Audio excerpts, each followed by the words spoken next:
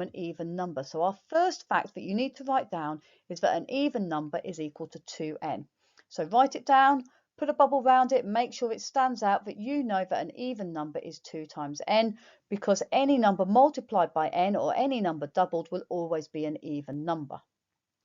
Now, if I know an even number is 2n, to calculate an odd number, all I need to do is take my even number and add 1 to it. We'll make it an odd number. Or I could subtract 1 from it to make it an odd number. So if I start with 2n and I add 1 to that even number, it will make it odd. Or if I subtracted 1, it will also make it odd. The next key fact is to do with the word consecutive. And you need to know what the word consecutive means. And consecutive numbers are numbers that are next to each other. So your most basic consecutive numbers that you will come across will be the number n. Then the next number will be n plus 1, so adding 1 to that number. Then add another 1 to it gives you n plus 2. These are consecutive numbers.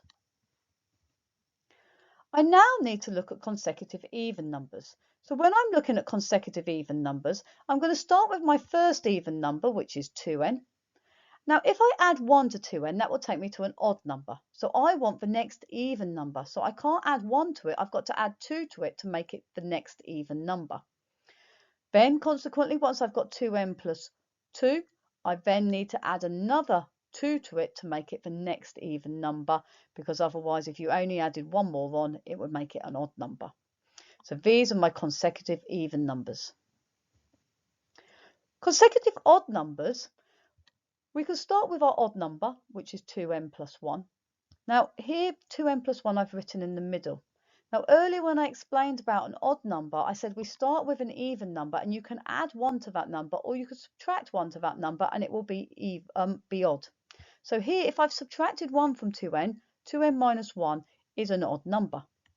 2n plus 1 is an odd number. And I add another 2 onto this, so 1 plus 2 gives me 3. So 2n plus 3 is also an odd number. These are 3 consecutive odd numbers. You could have started with 2n plus 1, 2n plus 3, and then 2n plus 5.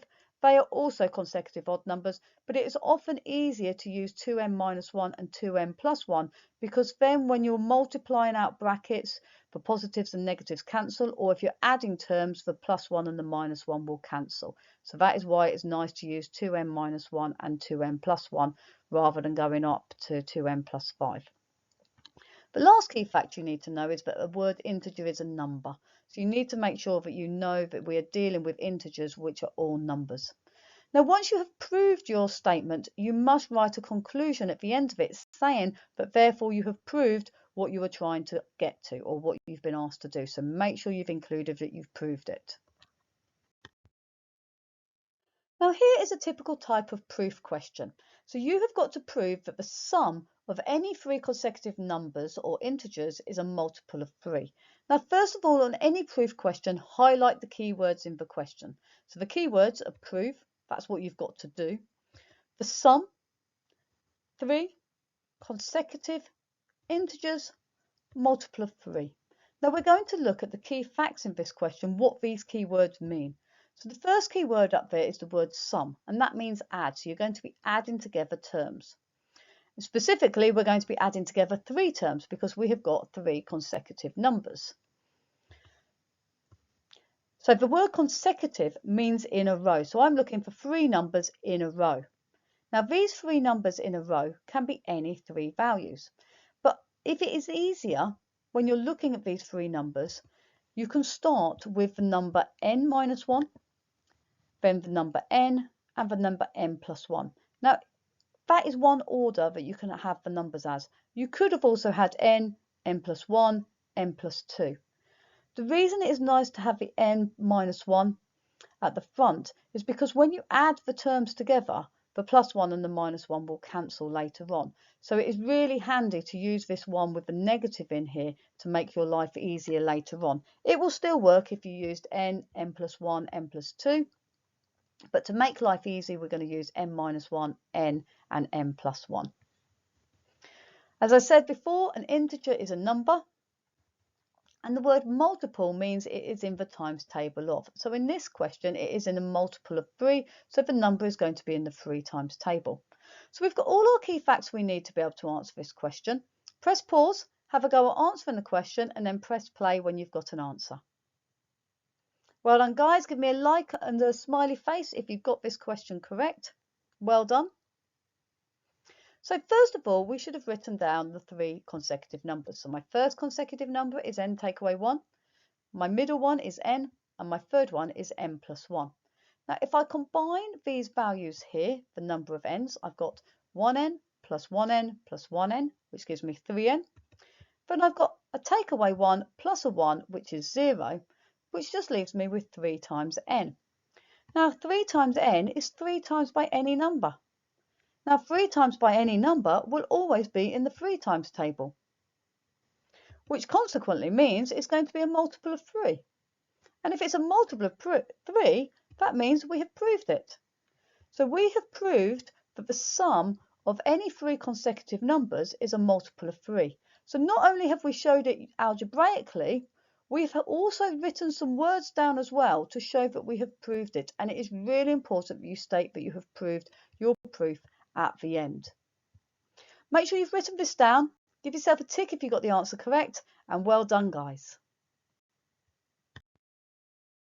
Here we have a more complex problem on algebraic proof. It's slightly longer than the last one, and we're going to see that we can do this question together. So first of all, we need to highlight the key words in the question. So the first key word is prove, and the multiple of 8 is what we are proving. So we've got to prove that the expression n plus 6 all squared take away n plus 2 all squared is a multiple of 8. Now the key facts that you need to be able to answer this question are that you need to know that a bracket squared means that bracket times by itself. So for example, if I had a plus b all squared, that is going to equal a plus b times by a plus b. We also need to know the word multiple means in the times table of. So our answer must be in the 8 times table, and that's what we are trying to prove. Press pause, have a go at doing the question, and then press play when you're ready to hear the answer. Fantastic. Now you've got an answer. Give me a big thumbs up and a smiley face in the comment box below. Well done. And we're going to mark your answer and see how you've done. So get your purple pens ready to mark your answers. So first of all, in the exam, you would get a mark for writing down that n plus 6 squared is the same as n plus 6 times by n plus 6. And n plus 2 all squared means n plus 2 times by n plus 2. From here, we're going to expand the brackets. So the first bracket we're going to expand on the left-hand side is the n times the n, which gives me n squared. Then I've got n times 6, which gives me 6n. I've got 6 times n, which is also 6n. And then 6 times 6, which is 36. Now, this bracket multiplied together is take away the next 2 brackets multiplied together. So I've got to subtract the whole lot of the second 2 brackets multiplied together, and we're just going to leave that minus and the bracket at the front. So I've now got n times n, which is n squared. I've now got n times 2, which is 2n. I've got 2 times n, which is 2n, and 2 times 2, which is 4. So we've expanded both of the brackets. From here, we need to collect the terms and expand out the brackets. So to start with, I have got an n squared here, which just remains exactly the same. Then I've got a 6n plus a 6n, which is going to give me 12n. The plus 36 stays the same. From here, I've got a minus the whole lot of each of these terms.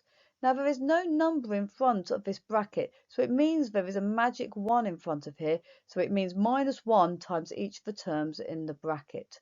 So I'm going to have a minus 1 times by n squared, which will give me minus n squared. I'm going to have a minus 1 times the 2n plus the 2n. Now the two 2n's together combine to give me 4n, so minus 1 times 4n is minus 4n. And the minus 1 times the 4 gives me a negative 4, which gives me this expression here.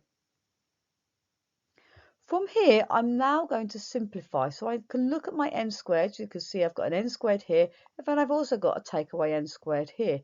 So these n squareds can cancel. So n squared take away n squared gives me nothing. I'm now going to look at my n. So I've got a 12n, take away a 4n, which is going to give me an 8n. And then I've got a 36 take away a 4, which gives me a plus 32. From here, I can see that both of these numbers have got a factor of 8. So I'm going to factorise into two brackets.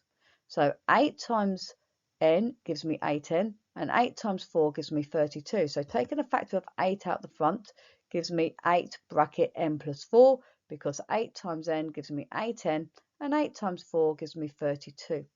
Now, once I've got it in factorised form, this means I've got 8 times by a number, and this could be any number. N plus 4 will be any single number. But if I multiply this number by 8, it is going to be a number in the 8 times table.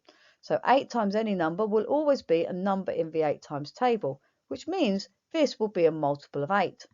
Therefore, we have proved it. Now remember, when you've proven an expression, you must always state at the end, therefore you have proved, or QED at the end to show that you have proved it. Give yourself a big tick if you've got this correct, and give me a big thumbs up if you've got the answer correct. Fantastic work, everyone. Well done.